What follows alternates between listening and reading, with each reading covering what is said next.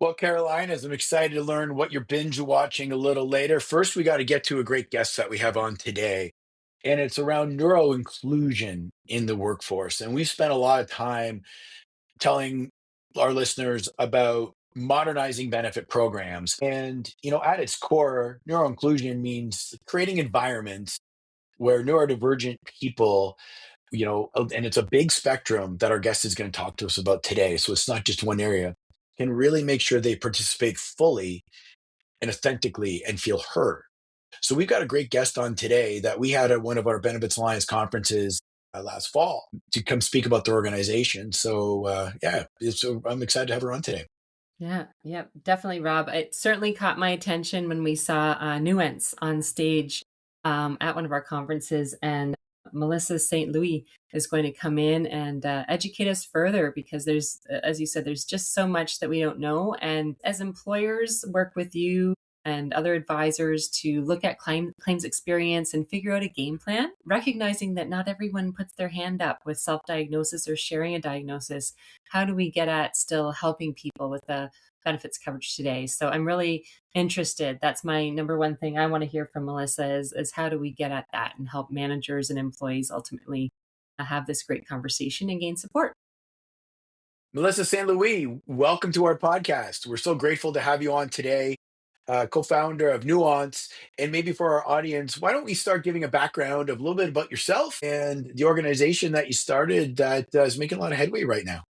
So thank you for having me. I'm really glad to have this conversation with you all today. So for the little story, my name is Melissa. I've been working in organizational development for 15 years now. I specialize in organizational transformation, mostly also did a lot of hiring and many other spheres when we talk about HR management. Through my life, later in life, I ended up getting a diagnosis after exhaustion and understanding that I was a neurodivergent individual, which brought me to try to understand how can my practices be more accessible? How could I be more inclusive in the way that I do my work? And through this, pairing the literature when it comes to organizational development and management practices, and you overlap them with practices in neuro-inclusion, you get a nice overlap that could be very beneficial for organizations. So I ended up also getting my management coaching certificate to bring this, and we're also certified when it comes to psychological risk factor mitigation in workplaces. And we are a pair of two co-founders with my colleague Fran. And so we specialize in neuro-inclusion in workspaces, mostly in Quebec, but we also branch out in other areas of Canada. So how can we make these work environments more accessible, more neuro-inclusive, and foster as well performance? How can we perform differently, but more sustainably? Perfect. Well, I'm looking forward to diving in. But before we do, wonderful background. Love to know you in the workplace. Let's get to know you as a person as well. So tell us, what do you like to do for fun? So for fun, I'm a gamer. I do love my cozy games. I've spent way too many hours on Stardew Valley. So a big fan of that game. But not only, so I'm a good gamer, but then I will end up maybe switching up and doing some diamond painting and doing some other types of arts and crafts, and doing all of this listening to audiobooks at the same time. So my brain never stops. I play and listen to books at the same time. So that's a little bit about me. Love it. I do the same. Love it. I love cooking, and I also use Audible to listen to stories while I cook. So it's good to have fun while we get many things done, right? Mm-hmm. Yeah, good. So let's dive in. So let's understand a bit more about neurodiversity. So it's definitely become an increasingly common term in the workplace conversations, but there's often confusion between the social movement, identity perspective, and the medical and diagnostic framework that guides insurance coverage and workplace accommodations. So really, let's start with the basics here. When employers hear the term neurodiversity, they're often hearing it in different contexts. So can you help us understand what neurodiversity means, and importantly, how the social identity perspective differs from the medical model that actually drives insurance coverage, diagnostic processes, and workplace accommodations. That's a mouthful of a question, but Yes. there's a lot there to talk about. Wow, I was going to say, jeez. Welcome to the podcast. I know. Puts the table of a complex subject. Because, yeah, it is a complex subject. And when we grasp the fact that it's complex and it's easier to navigate it, understanding that we can't just put everything into a little box it and call it quits, you know? So when we talk about neurodiversity, the definition of neurodiversity as a concept refers to the fact that we have diversity of brain cognition, way of functioning. We all have different ways of learning, communicating, and interpreting the stimuli of the world around us in varying degrees. So neurodiversity encompasses all of humanity and encompasses all the richness of this diversities of ways of thinking and experiencing the world that we live in. And within this continuum of neurodiversity, we will have what we call neurodivergent profiles and what we call neurotypical profiles. And these neurodivergent profiles, the definition was coined by an advocate within the social movement of neurodiversity, referring to the fact that some individuals have a brain functioning way of cognition that diverges from the social norms that we have that were established, so in the way that we have of learning, communicating, etc. And within these neurodivergent profiles, we can include some different diagnoses. We can include autism, we can include ADHD, we can include the DIS profile, DYS, so dyslexia, dyspraxia, dysorthographia, dyscalculia. We can include Tourette syndrome, we can include giftedness, we can include many different profiles that have these functions that diverges from the social norm.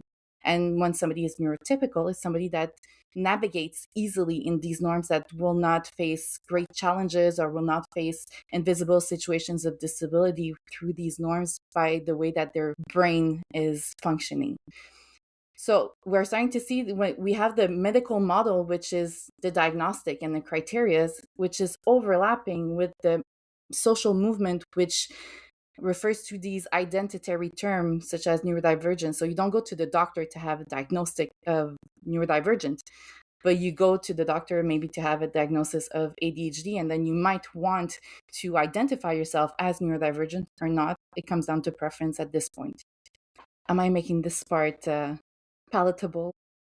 Yes, absolutely. Absolutely. And I think, for our listeners, especially from that our HR decision makers at companies or other benefit advisors that are listening to today, it's such a broad spectrum and it's not the same probably solution for everybody. So as a benefit, advisor, if people want, oh, you know what, we want glasses in the program. Okay, well, we can add glasses to the program. How much do you want to cover? It's kind of transactional. This is more of an invisible problem that companies and organizations need to identify and invest in per se. So when you work with organizations, Melissa, what are the main challenges you observe around communicating available coverage for neurodivergent individuals when it comes to their benefit programs? And what are some of the things that, remain hidden even, when coverage potentially could exist? I bet you there's a lot of people that are probably wondering, well, what are some of the answers? What are some of the options? Yeah, exactly. The fact that it's something that is invisible, and combined to the fact that it is a newer discussion. I mean, neurodiversity was always there. We always had these kinds of profiles, but we've only started documenting them in the way that we do today in very recent history. The fact that the younger generations today have more access to diagnostic or have more access to information compared to older generations. Even for me, as I said at the beginning, I had a late life diagnosis. It's not something that we talked much about when I was in school. And if you talked about ADHD, it was this very clear-cut stereotype of this young boy jumping up on walls, right? But we know today that ADHD manifests in so many different ways. So within the workplaces, which are driven, as we positioned in the beginning, through the medical model, because the medical model is also what encompasses within the legal system and the way that we define what a situation of disability is, and then encompasses the way that we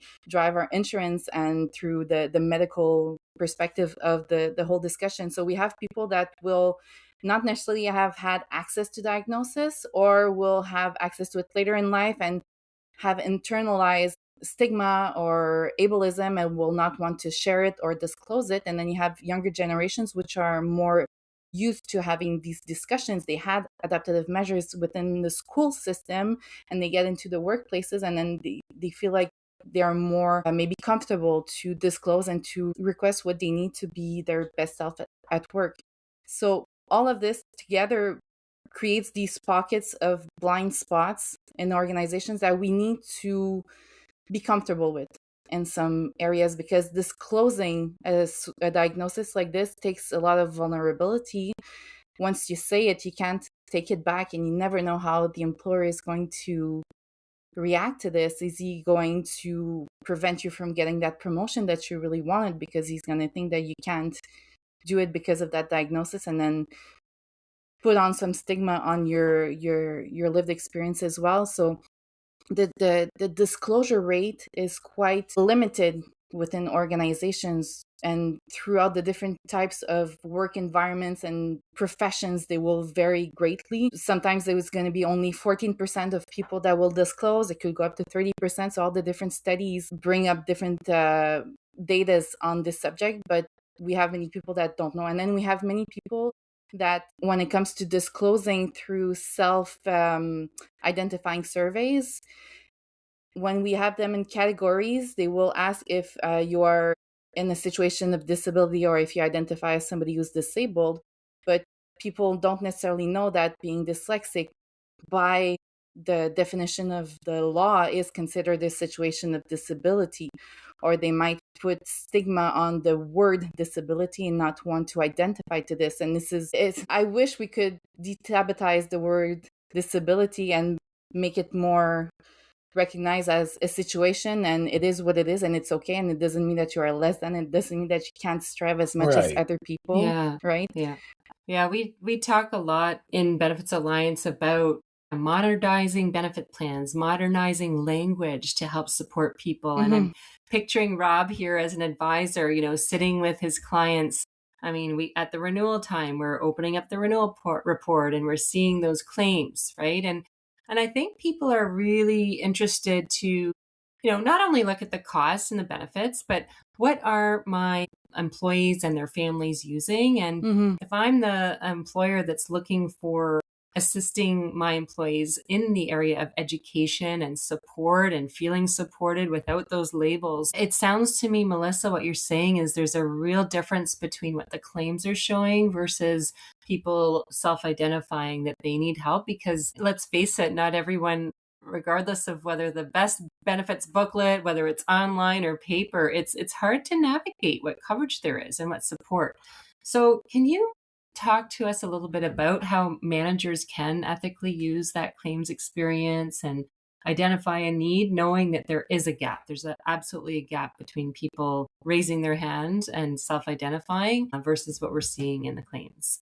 Yeah, we do have this data when it comes to the claims, especially regarding medication for ADHD, because when we talk about autism, there's no medication for autism. So if we see that there is a rise in these kinds of claims, but that our data internally isn't showing that we have this amount of people, then we can see how can we better communicate and make people understand that these kinds of surveys are absolutely confidential, and that this information is used for which kind of data and which kind of way, and how can we make sure people feel protected by filling this out, is one of the first thing. And then we can see if we have a rise in medication claims, but then we don't have a rise in support claims for other kinds of professional support, then maybe we need to up our games when it comes to communicating how these professionals can be included in the toolbox of supporting these individuals within the workplace, because medication is only one part of the solution, and it's not finite, and it's not everybody that can use them. And it's sometimes you might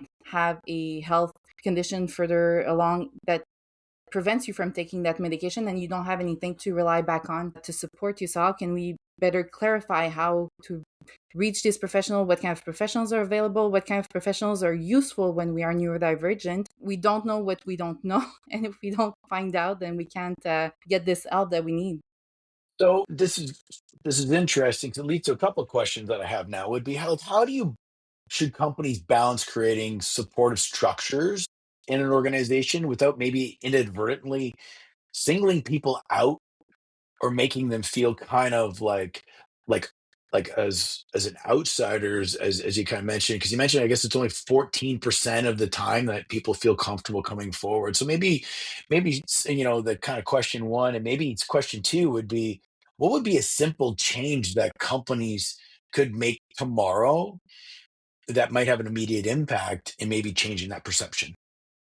Yeah, from the first part of your question, what can companies do? We do strive to make companies more accessible through the way that they work. So how can we have more efficient and ways of working when it comes to communicating? Do we communicate everything at the coffee machine, or do we have efficient meetings? Do we lose information? Are people having to retain a lot of information? Do we have too many channels of communication where everything gets lost? If we are training people, do we give them well-written procedures, or do we tell them everything and they have to take notes with the fume coming out of their pencils? So, like, I'm giving you a few examples like this where Yeah. we create barriers within our organizations and we prevent people from striving in different aspects. We can also think, when we think about the psychosocial risk factors in the workplace, when we mitigate them, we can create and foster work environments that are much more accessible and healthy as well.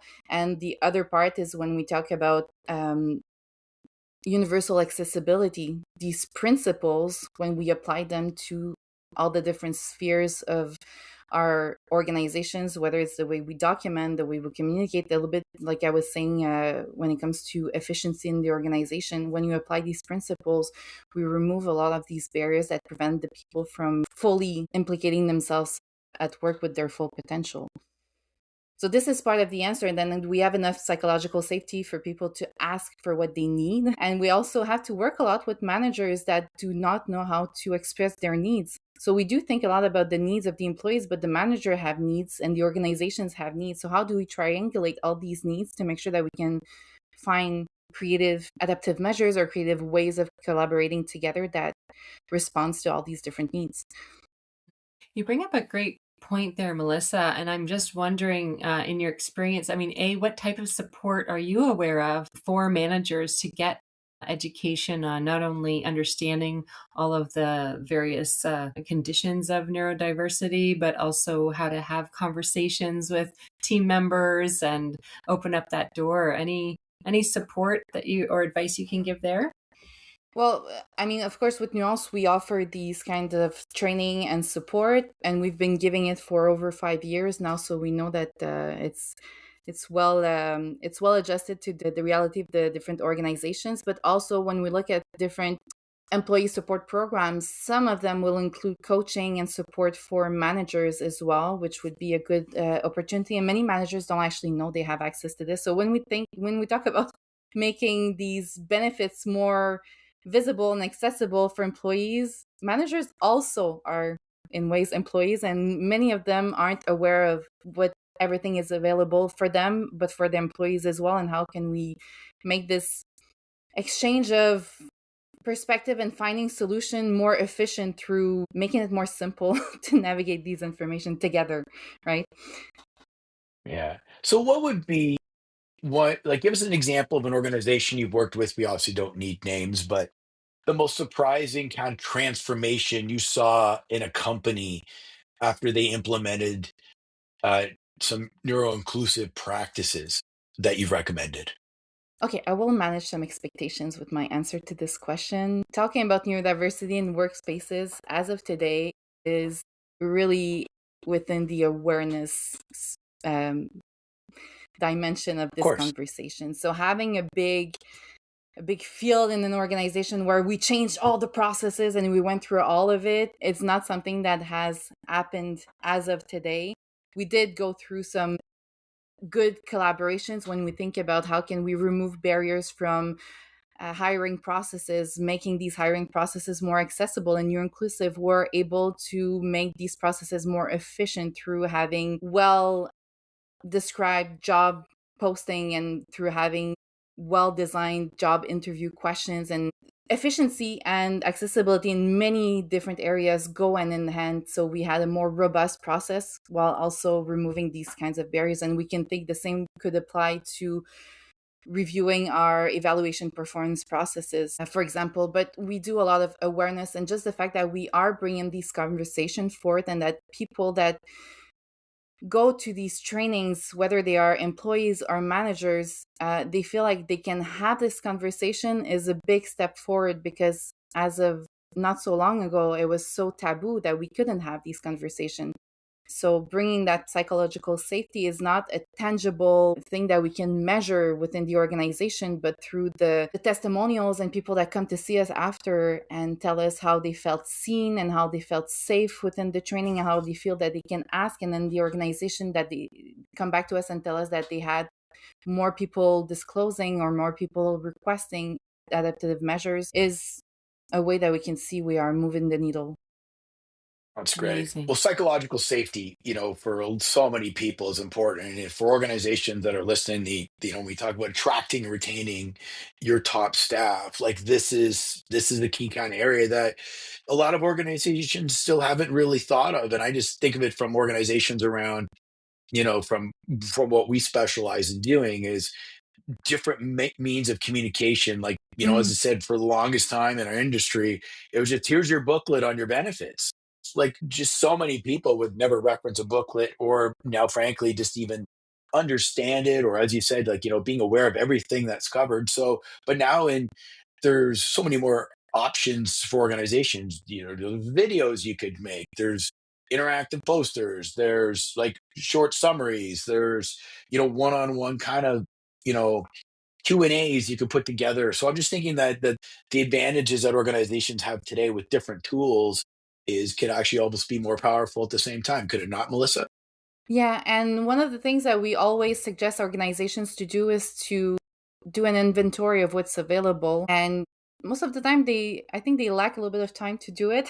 So we actually ended up developing a questionnaire that helps to inventorize all of these information and generate an inventory for that organization that they can use to better explain. So it will cover everything that's in the benefit plans, in the employee support program, everything that is related to the accessibility policy if they have one, what other kind of support they can get, what's available within the organization. So we can all inventorize this and make it easily available within a booklet that's 2 to 4 pages, depending how many things they have accessible. Amazing. Is that something we're able to put into the podcast show notes for listeners? Sure, it just came out, so we do have a webpage on this on the document, so I can definitely add this to the list of links that we are providing for this podcast. Wonderful. Yeah, because so many tools. I'm thinking now of even, you shared with us, Melissa, that, even for yourself having a diagnosis later in life, there's going to be so many employees in that same boat. So when we think about needs and expressing your needs in a workplace, some of the people are still getting to know what would work for them and what doesn't work for them. So there's a bit of that experimentation perhaps for some people, but is there also, what would be your thoughts on how an employee could have that conversation with their manager, just to lay out, how do they take that approach? Because not only can we train the managers, but train and help support employees how to have that conversation and step forward and say, here's what's working for me, or let's try this and this is not working for me. It takes some confidence and some security to do so. Yeah, if I take a step back and start this part of the discussion on the actual diagnosis and access to diagnosis, and when we talk about benefit plans, the way that the diagnosis is covered is often unclear, and people don't necessarily know that they can call the insurance company and ask them in that kind of situation, if I need to have a diagnosis with a neuropsychologist, for example, how is it covered?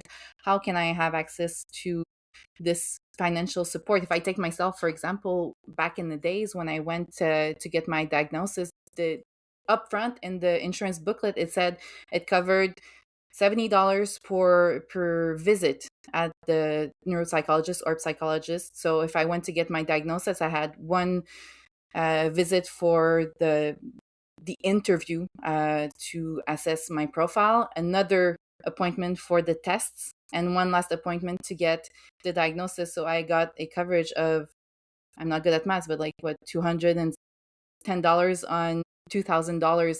And if I would have called, then maybe they would have explained to me that I could do it differently and to better allocate the resources of the diagnosis up to the point where I would reach my limit for that time period. So I'm just giving this example of how can we make this more clear? Because some people, for example, their kids will have had a diagnosis. They will have paid for that diagnosis in part or in all, depending on how the insurance covers. And if you have 2, 3 kids, maybe you don't have that money to cover your diagnosis for yourself. And then do you self-identify? Do you disclose it if you're not sure? How do you go around this?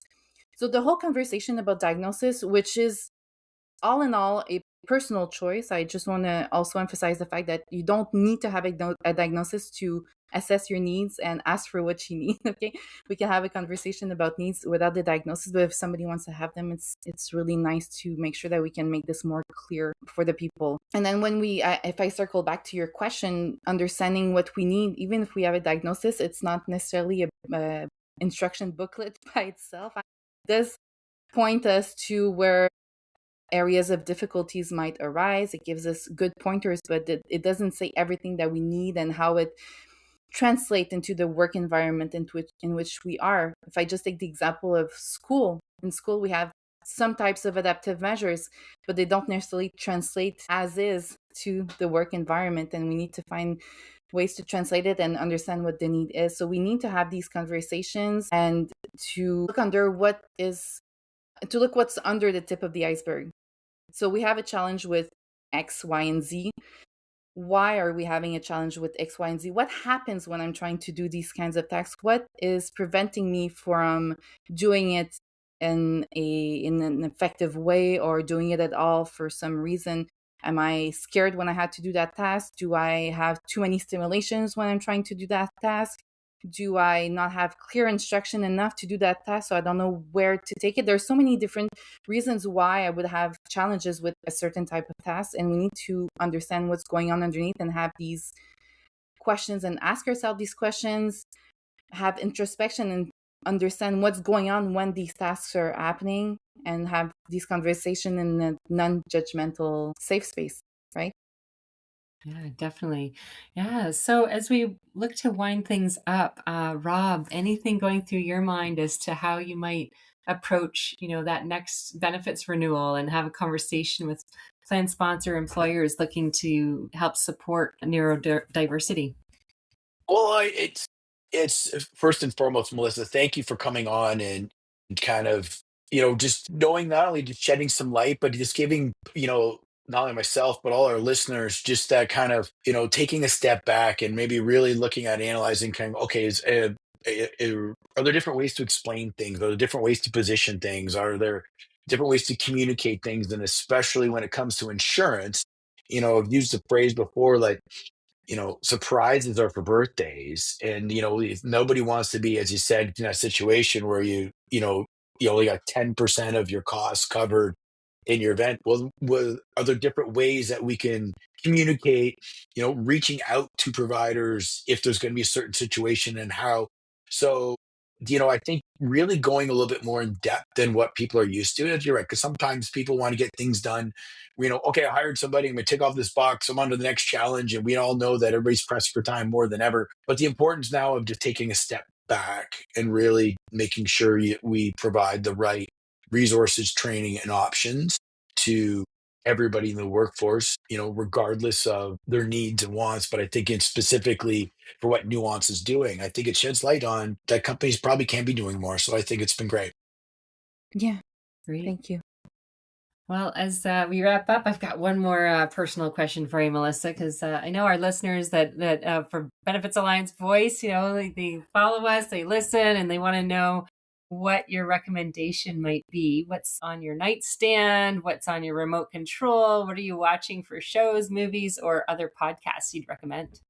So on my nightstand right now, I have this little gem, which is Unlearning Ableism. So it's the ultimate no-nonsense guide to understanding disability and unlearning ableism by Celia Charters Harris and Jamie Shield in the UK. I've only started it, and so far it is really, really amazing, well written. I really even though I'm not done, I highly recommend it. It's really, really good so far. I mean, I do read a lot of books when it comes to neurodiversity. And when I really want to put my brain on off, I'm really into K-dramas right now. They're really good gems on Netflix. Crash Landing on You, and When Life Gives You Tangerines, and Bon Appetit, Your Majesty. They were all very good. So I'm into this. Plus, Bridgerton just came out, but that's for all of us ladies. Very nice. Love it. Awesome. Love it. Well, wait, we're not going to let you off the hook, Egan. So how about you? What are you binge watching or reading these days? Inquiring minds want to know. I know. Yeah, there's a few on Netflix, and I just have to think. I've got a few on the go. Oh, Killing Eve with Sandra Oh. Oh my Really? goodness. Oh yeah, I do she's like Sandra. Oh, she's been good. She's played some great characters. yeah. It's a. I'm really hooked. So I feel like Well, I that's can't wait to watch the next one tonight. nice. Nice. Well, I'll throw mine out there. My wife and I just finished binge watching, and literally, I think we binge watched so fast. We were watching Nobody Wants This Yeah. with so we enjoyed watching that one. What was that guy's name? It's Princess Anna. What's her name? Kristen Bell. Kristen Bell's in that. I Yeah, can't it's very remember. good. He I was really enjoyed this it show. was good. It was quick. I like that. Awesome. There you Well, go. a fun way to wrap up. So thank you, Melissa, for joining us today. We learned a lot on so many levels to help advisors have meaningful conversations, whether it's renewal time or year round with their clients, and then really ultimately working with managers and employees to create that safe space and address needs and help create a healthier workplace. So thanks for joining. Thank Thank you. We'll you. make sure we put all your company's information in our show notes. And again, appreciate your time. Thank you very much. Thank you so much. I had a lot of fun as well. This has been the Benefits Alliance Voice. If you enjoyed this episode, please share it with your network and be sure to check out the podcast notes for any additional materials.